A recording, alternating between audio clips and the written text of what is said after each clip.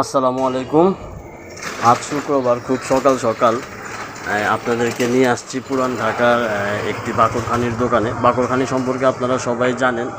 আর যেহেতু বেশ মাত্র কিছুদিন আগে কোরবানির ঈদ গেছে, তো আমাদের ঢাকাইয়াদের মধ্যে একটি খানদানি খাওয়ান হইতেছে আপনার মানে বংশ পরিক্রমায় বলেন আর বহুত আগের জমানার থেকে যে চলে যেতেছে যে খাওয়াটা, সেই খাওয়াটা হচ্ছে আপনার গরুর গোস্ত, কোরবানির গরুর গোস্ত আপনার কোরমা বানানোর পরে সেই কোরমাটা জাল দিতে দিতে দিতে দিতে একটা পর্যায়ে সেই কোরমা থেকে কিছু ঝুরা বের হয়। তো সেই ঝুরা দিয়ে মানে কোরবানির মাংসের গোস্তের ঝুরা দিয়ে আপনার বাকরখানি রিমসাকা রুটি যেটাই বলেন আর কি, সেটা আপনার খাওয়ার একটা প্রচলন আমাদের পুরান ঢাকার ভেতরে আছে, আমাদের ভেতরে আছে। পুরান ঢাকার আমরা যারা আছি আমরা খাই।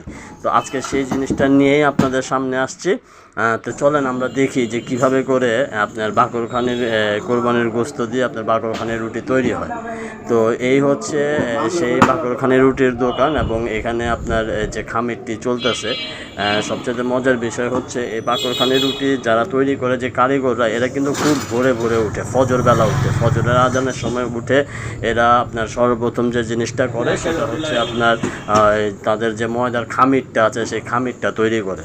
সেই খামিরটা তৈরি করার কাজে একজন লেগে যায়, আরেকজন আপনার এখানে যে আপনার এই বাকরখানি রুটিটা তৈরি হয় কিন্তু আপনার ওই যে কী বলে ওইটা তন্দুরের ভিতরে, তান্দুরের ভিতরে তৈরি হয়, এবং সেটার ভিতরে আপনার কাঠ দিয়ে কয়লা জ্বালানো সেই আগুন থেকে আপনার সেই আগুনের তাপে আর কি, কয়লার আগুনের তাপে আপনার এই বাকরখানির রুটিটা তৈরি হয়।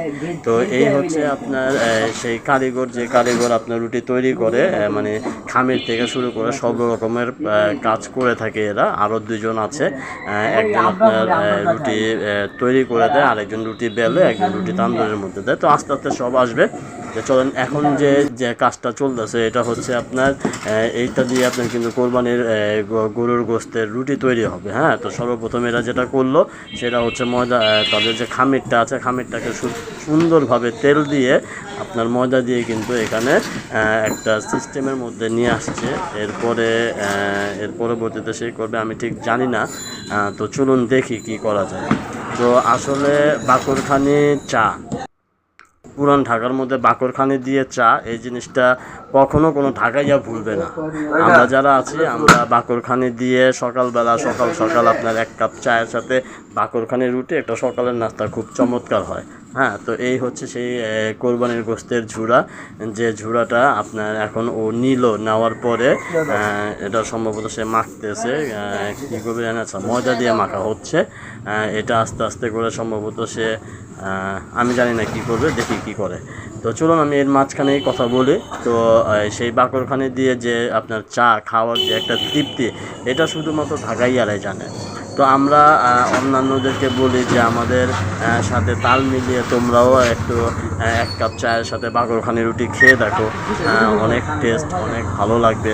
আর গোস্ত দিয়ে চা জিনিসটা কীরকম জানি লাগে, এই জিনিসটা সব জায়গায় সচরাচর পাওয়া যায় না, যে ঝাল গোস্তের সাথে আবার চা কীভাবে খায়, তাই না? তো ঝাল গোস্তটা হচ্ছে আপনার এই কোরবানির গোস্ত দিয়ে তো আর সরাসরি চা খাওয়া যায় না। তো এই কোরবানির গোস্ত দিয়ে আপনি রুটি তৈরি করার পরেই কিন্তু আপনি সেই রুটিটা দিয়ে চা খাবেন, তো গোস্তের সাথে চা খাওয়া হয়ে যাচ্ছে।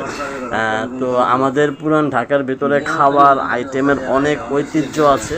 সেই সব ঐতিহ্যের মধ্যে একটা অন্যতম ঐতিহ্য হচ্ছে এই বাকরখানি, যে বাকরখানি আমি গত একটা ভিডিওর মধ্যে আপনাদের সামান্য দেখিয়েছি। তো আজকে চিন্তা করলাম যে এই বাকরখানিটা কীভাবে তৈরি করে সেটা আমরা একটুখানি দেখে নিই। তো উনি অলরেডি আপনার কোরবানির যে ঝুরা আছে সেই ঝুরাটা দিয়ে সাইজ মতো মনে হয় সম্ভবত সাইজ করে নিচ্ছে। এটাকে সে সম্ভবত আপনার ওই কী বলে ওইটারে, আমরা বাসার মধ্যে পরোটা যেরকমই ওই রকমই কিছু একটা করতেছে। তো এটা করার পরে সে হয়তো বা এটাকে শিফটিং করে আরেকজনের কাছে দিয়ে যাবে। তো যাই হোক, চলতে থাক।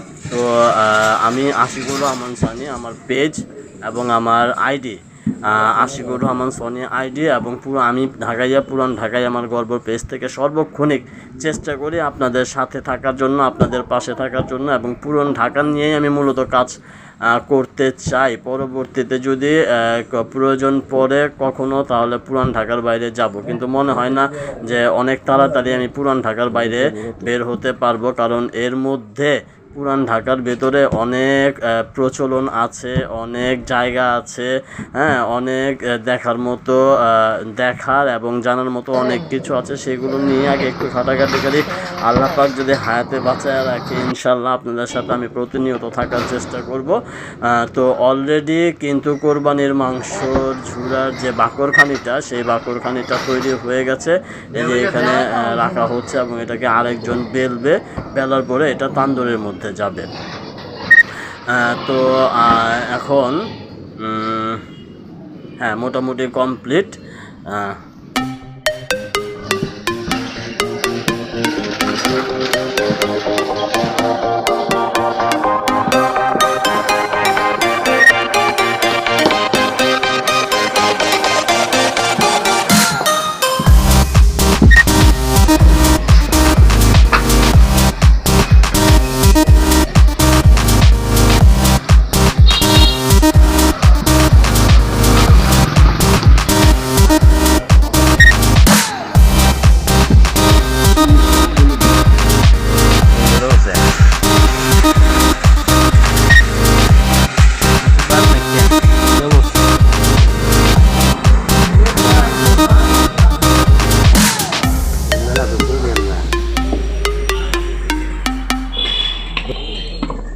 তো মিউজিকের তালে তালে অলরেডি আপনার বাকরখানি কিন্তু তৈরি হয়ে গেছে। চলেন আমরা একটু ঢাকাইয়া বাসায় যাই।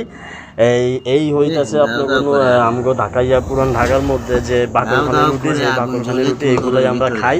তো আসলে এগুলা খাইতে অনেক ভালো লাগে। আমরা চাই যে আপনারা আমগোর সাথে মাঝে মধ্যে এটা শেয়ার করেন এবং খান, যে কুরবানির গোস্ত দিয়ে আপনার বাকরখানির যে রুটি, এটার যে আসলে কি স্বাদ, এই স্বাদ একমাত্র এই পুরান ঢাকার আমগো বাকরখানির রুটির দোকানগুলোর সামনে না আপনারা পাইবেন। যে এটা যখন আপনার গরম গরম তান্দুরের থেকে বাইরায় না, আপনার রুটিটা যখন বাই করে রাখনের পরে যে একটা ফ্লেভার বাইরায় না, ওই ফ্লেভারটা এই যে দেখেন কত সুন্দর গরম গরম বাইর হয়ে গেছে। এটাই আসলে রুটি। এই বাকরখানির রুটি দেখানোর লেগে আজকে আপনাদের এত বড় একটা ভিডিও দেখাইছি, আপনারা কোনো কিছু মনে করেন না। তো বাকরখানির রুটিও তৈরি হয়ে গেছে, এখন খালি খাওয়ানোর বাকি আছে। যদি কেউ চান তাহলে খাওয়া যেতে পারেন, আর যদি শেষ হয়ে যায় তাহলে আমার কিছু করণের নাই। তো ভাই, ধন্যবাদ সবাইকে আমাদের সাথে থাকার জন্য।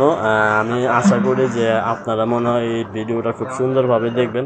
ভালো বাসায়ও তো চলে আসছে, রুটির সাথে চাও আছে, হ্যাঁ, সব মিলে এখন আমি খাই। যদি খাওয়ার মাঝখানে কেউ আসতে পারেন তাহলে ইনশাল্লাহ আমার সাথে খেতে পারবেন, নচেত তো আর হলো না, কোনো আরেকটা সময় হবে ইনশাল্লাহ। তো ভালো থাকেন, সুস্থ থাকেন, সাবধানে থাকেন সবাই। আমাদের জন্য দোয়া করবেন, আমি আপনাদের সকলের জন্য দোয়া করি। ধন্যবাদ। দেখা হবে পরবর্তীতে আবার কোনো এক জায়গায়, কোনো এক পর্ব নিয়ে। সবাইকে ধন্যবাদ। আসসালামু আলাইকুম।